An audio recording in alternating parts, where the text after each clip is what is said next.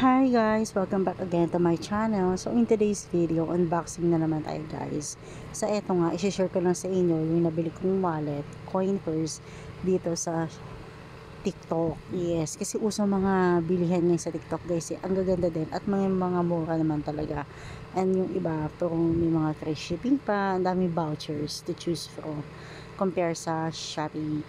Ayan, so eto na nga yung nabili kong wallet. Kulay green yung napili ko kasi wala nang black na available. So, itatry ko lang to kasi nga, yung leather niya made from cow daw. Yung cow, yan. C-O-U-W. Yung cow, ayan. So, makapal siya guys. So, ito nga yung loob niya, yung zipper niya, medyo makapal talaga siya. Yung pagkabalat nito medyo makapal. At ayan yung loob niya. So, tatlong zipper siya. Meron sa gitna, meron sa likod. At meron mga lagayan ng card slot sa loob. Ayan, may mga compartment siya. At saka gold ano siya, hardware siya guys.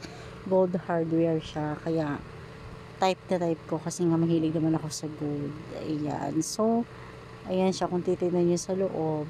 Ayan o. Maganda siya. Medyo makapal talaga siya guys. Promise. Ayan yung gold hardware niya. Ang ganda. Kumikinang-kinang pa yan. At yan meron siya mga card slot dyan. Pwede mong ilagay yung mga any credit card mo, ATM card, ID, ayan. So, yan, pag binukas mo yung gitna, medyo malawak siya. Tapos, ito yung isang coin purse. Kaso, ito nakita ko parang may ganyan siya. O, hindi ko alam kung sadya bang ganyan o ganyan talaga. Anyways, okay lang din naman. So, tinry lang naman din natin. So, ito siya. Overall, okay naman to. So, I give a rate from 10 is 8.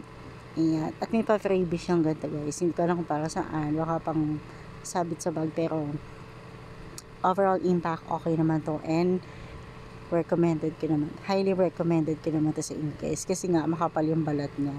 Yung pagka-leather niya maganda talaga. Makapal. So feeling ko hindi naman siya basta-basta may scratch or yung magagasgasan. Kasi nga parang scratch proof siya. At medyo makapal. Ayan na yung loob niya. Ang ganda ng loob niya guys.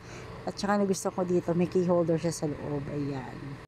Anyways, may wristlet din tong kasama guys. So, yun lang. Thank you for watching. Bye!